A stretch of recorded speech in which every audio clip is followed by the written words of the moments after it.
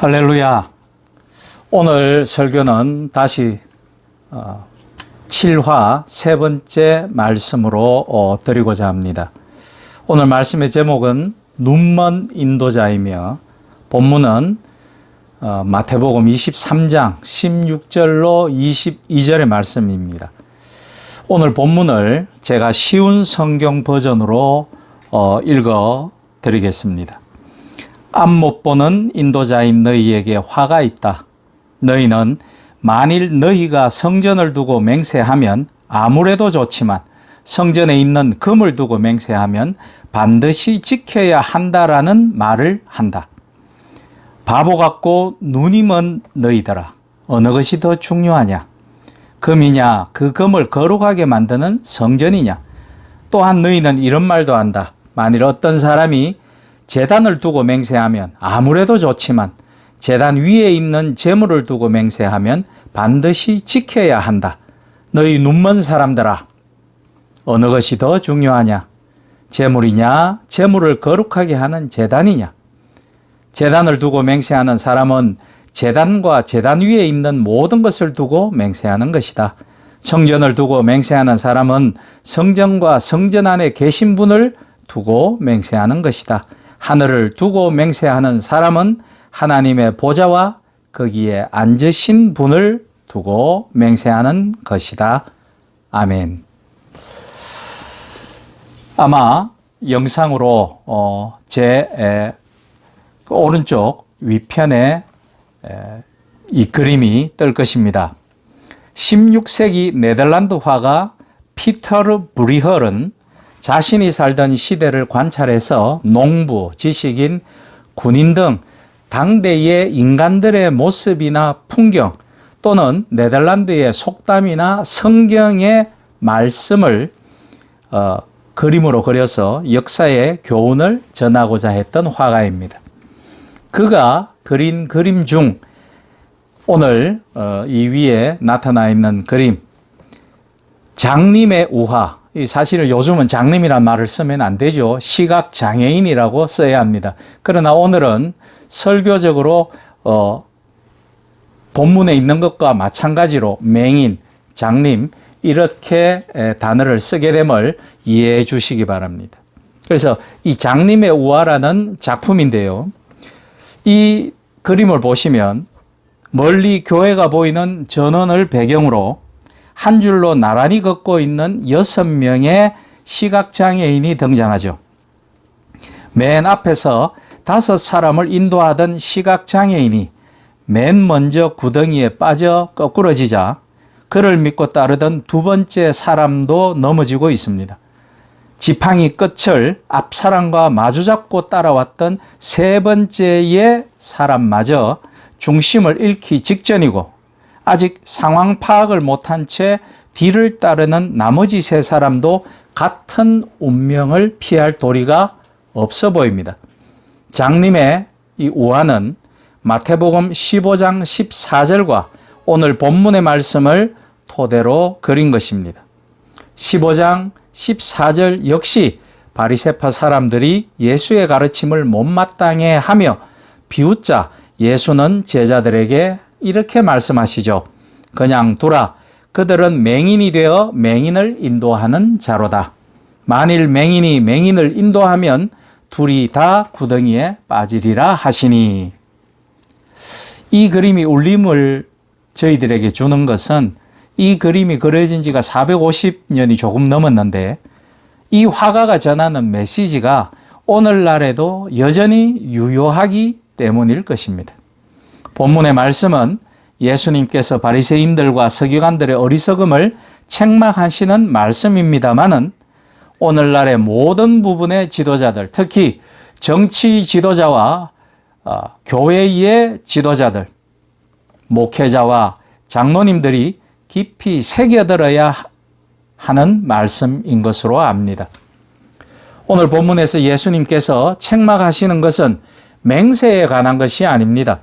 무엇이 본질인지를 그들이 모른다라는 것이죠. 그렇다라는 것은 예수님께서 말씀하시는 맹인은 육신의 눈이 어두운 것이 아니라 본질을 보지 못하는 그들의 안목을 지적하시는 것이죠. 그것을 서기관과 바리새인들이 맹세에 관하여 율법을 해석해 놓은 것으로 덜추어 내시는 것입니다. 본문에서 예수님이 언급하시는 것은 외적으로는 맹세 문제지만 실제적으로는 맹세 문제라기보다는 율법적 행함에 대한 지적이라고 볼 수 있죠. 율법적 행함의 문제인 인간의 자기의 추구하기가 그들이 가르쳤던 맹세 문제에서 고스란히 드러나고 있기 때문입니다. 실질적으로는 인간의 의를 추구하는 것임에도 불구하고 서기관과 바리새인들은 맹세 지키는 문제를 하나님의 말씀을 지키고 순종하는 참된 의로 부각시켰던 것입니다. 그리고 그것을 이용하여 자기들의 이익을 구했기 때문에 눈먼 인도자라는 책망을 듣는 것입니다. 이들은 가르치기를 성전으로 맹세하면 지키지 않아도 되지만 성전의 금으로 맹세하면 반드시 지켜야 한다고 했고, 제단으로 맹세하면 지키지 않아도 되지만 제단의 예물로 맹세하면 반드시 지켜야 한다고 가르쳤습니다. 이것은 앞뒤가 맞지 않는 이상한 논리일 수밖에 없습니다. 성전과 금은 따로 분리할 수 없죠. 성전이라고 하면 성전에 포함된 모든 성전의 집기, 가구, 모든 인테리어, 구성품들을 말하는 거죠. 제단도 마찬가지입니다. 제단이라고 하면 제단 위에 예물까지 포함된 말이지 제단과 예물을 따로 분리하며 말할 수가 없습니다. 그런데도 불구하고 서기관과 바리새인들은 성전과 금을 따로 분리했고 제단과 예물을 분리하여 말한 것입니다. 성전의 가치가 큽니까? 성전에 있는 금의 가치가 큽니까? 당연히 성전이죠. 성전의 가치가, 제단의 가치가 큽니까? 제단 위에 예물의 가치가 큽니까? 역시 제단의 가치가 큰 것입니다. 이것을 예수님은 금을 거룩하게 하는 것이 성전이고 제단 위에 예물을 거룩하게 하는 것 역시 제단이라는 말로 맹세에 대한 그들의 잘못된 시각을 책망하시는 것입니다. 제단 자체 또 그걸 물리적으로 생각하시면 안 되고요. 제단에 예물을 드리는 사람들의 그 신앙적인 마음, 하나님께 용서를 구하고자 하는 마음, 그것을 제단이라고 은유적 메타포로 표현을 하신 거죠. 이스라엘에게 성전은 하나님이 그들과 함께 하신다는 의미를 갖고 있습니다. 제단 또한 하나님께 제사를 드린다는 중요한 의미가 있죠. 그런데 서기관과 바리새인들은 성전이나 제단을 두고 맹세하는 것보다 금이나 예물을 두고 맹세하는 것을 반드시 지켜야 한다고 함으로써 하나님이나 하나님께 제사하는 것보다 금전적인 것을 더 중요하게 여기는 그들의 속셈을, 그들의 욕망을 드러내 보이는 것입니다. 다시 말씀드려서 하나님보다는 재물에 더 관심을 두고 있었던 것입니다. 이것은 하나님을 알지 못하고 하나님을 보지 못하는 것이기 때문에 눈먼 인도자일 수밖에 없습니다. 오늘날 교인을 헌금 액수로 본다는 것과 같은 의미겠죠.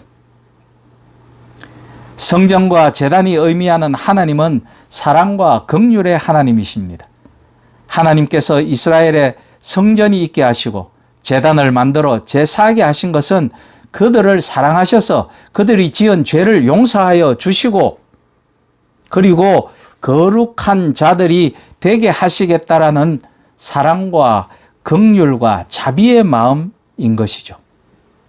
그런데 이러한 성전과 제단의 참 의미는 잊어버리고 또는 무시하고 성전에 드려진 금과 제단 위에 예물에 더 마음을 두었다라는 것은 하나님의 죄 용서와 사랑과 긍휼과 자비에 하나님을 마음에 두지 않았다라는 뜻이고 이것이 바로 하나님을 알지 못하는 눈먼 자들에 해당한다라는 말씀입니다. 이러한 바리새인과 서기관들의 모습은 지금도 있습니다. 성전에 금을 사용하는 것은 성전이 가진 귀함이 금으로 표현되어진 사람들의 하나님을 기뻐하고 사랑하며 하나님께 영광 올려드리는 그 마음이 표현된 것인데도 성전으로 맹세하는 것은 구속력이 없고 금은 구속력이 있다고 하는 것은 본질이 아니라 그들이 비본질을 추구하고 그리고 하나님보다는 물질 숭배에 이미 물들어버린 율법주의자들은 자신들이 그릇된 것인지도 모르고 있으므로 예수님께 책망을 받고 있는 것입니다.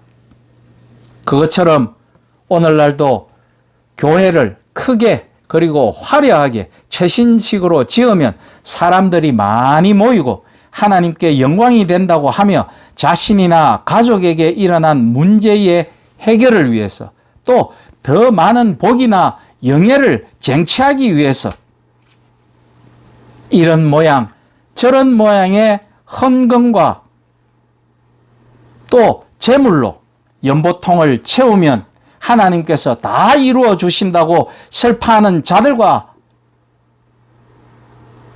같은 모양새죠. 종교개혁 이전에 테첼이라는 수도사가 금화가 면죄부 헌금함에 떨어지면 땡그랑 소리를 내는 순간 죽은 자의 영혼이 연옥에서 천국으로 올라간다고 면죄부를 팔면서 대성당을 짓기 위해서 헌금을 모으는 그런 불의한 모습과 다른 것이 무엇이 있습니까? 한국교회 일각에서 구원은 믿음으로 축복은 행함으로 라고 가르치는 교회들이 있습니다. 구원의 문제는 인간의 능력 바뀌지만 복의 문제는 인간의 능력으로 얼마든지 획득할 수 있다는 뜻 아닙니까? 바로 이 구호에서 칼비니즘과 알미니안주의가 교묘하게 결합되어 있습니다. 교리도 아니죠. 인간의 행함으로 하나님의 마음을 움직이고 그 결과로 물질이나 명예, 권력, 재산의 복을 받는다라는 것이죠. 이것이 바로 한국 교회의 거의 보편적인 신앙적 사고방식이 되었고 서기관과 바리새인들과 도무지 다르지 않는 하나님에 대해 전혀 알지 못하는 무지이며 그들이 눈먼 것이죠. 구원은 이미 이루어진 것으로 물질의 복은 인간의 행함의 여부에 따라 많고 적음으로 수시로 바뀔 수 있는 것이니만큼 복을 많이 받으려면 열심히 행하라는 것이야말로 눈먼 인도자들의 면죄부 파는 모습입니다. 그 행함이 주로 헌금이기 때문이죠. 신자에게 구원과 축복은 따로 구분되어 있는 것이 아닙니다. 구원이 곧 하나님의 크신 은혜이고 은총이며 사랑이며 우리에게 이미 주신 존귀한 복 중의 복인 것이죠. 구원을 받은 자는 이미 세상에서 가장 존귀한 복을 받은 것이죠. 왜? 하나님을 품었으니까 말씀입니다. 그거보다 더 큰 복이 어디 있습니까? 나의 창조주를 내가 함께 같이 있다라는 사실 말씀입니다. 그러니 우리에게 고난이 와도 그 하나님의 사랑, 하나님이 동행하여 주심으로 우리는 모든 것을 이길 수 있는 것입니다.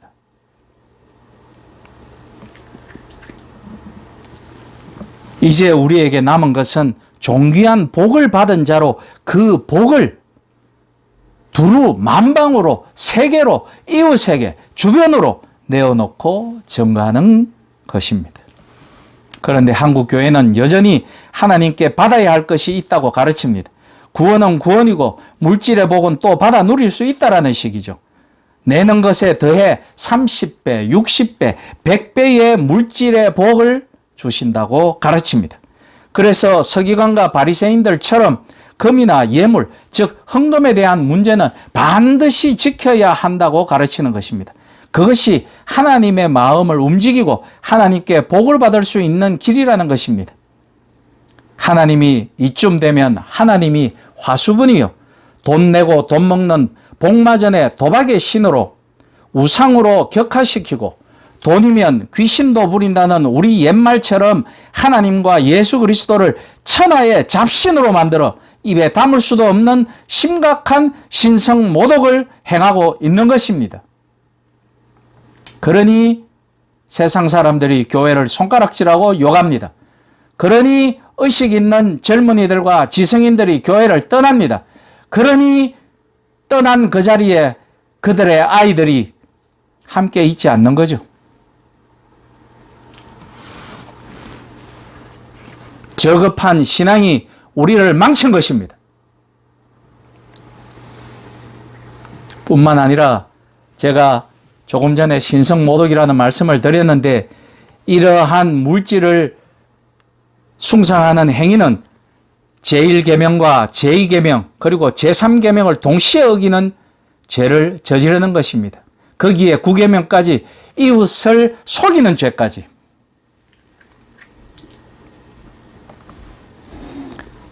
교회의 교회됨은 화려하고 신자들이 구름대처럼 많이 모인 대형 교회여야만이 되는 것이 아니라 우리 죄를 대속하신 예수 그리스도와 하나님의 사랑과 용서를 증거하는 것에 있습니다.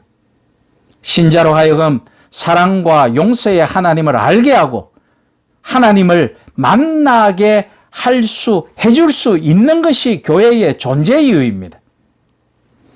예수님이 서기관과 바리새인을 눈먼 인도자라고 하신 것은 하나님과의 관계에서 끊어진 채 하나님을 말하고 있기 때문입니다. 그들은 하나님을 모릅니다. 하나님과의 관계에서 끊어져 있다면 그 사람은 하나님이 아닌 자신만을 바라보게 되고 우상을 만들어 바라보게 됩니다. 우상에게 기도하죠. 그래서 백성에게 금과 예물에 대한 맹세는 지키라고 하면서 그로 인한 자기 이익을 추구하는 것입니다. 앞서 말한 대로 신자에게 행함이 있다면 그것은 자기를 위한 행함이 아니라 성령으로 인한 열매를 맺는 행함이어야 할 것입니다. 무엇이 나를 행하게 하는가를 잊고 있기 때문에 하나님의 사랑과 용서와 자비의 능력을 놓치고 있는 것입니다. 오늘 말씀을 전하는 이 주일은 공교롭게도 스승의 날입니다. 바라기는 한국 교회에서 올바른 성경 읽기와 공부와 연구가 활발해져 제대로 가르쳐지고 그리하여 공의로운 다음 세대가 양육되어지고 바른 믿음의 사람들이 일어나서 그 사람들이 이 땅에 기독교가 번성할 수 있도록 행하고 실천하고 드디어 이 나라에 하나님의 나라가 확장되어져 가기를, 그래서 사마리아와 땅끝까지 제자를 삼고 주님의 말씀이 퍼져나가 정말로 하나님의 나라가 이루어져 가기를, 그 하나님의 나라에 힘쓰는 큰 일꾼들로 하나님께 세우심을 받으시기를 우리 주 예수 그리스도의 이름으로 부탁드립니다. 아멘.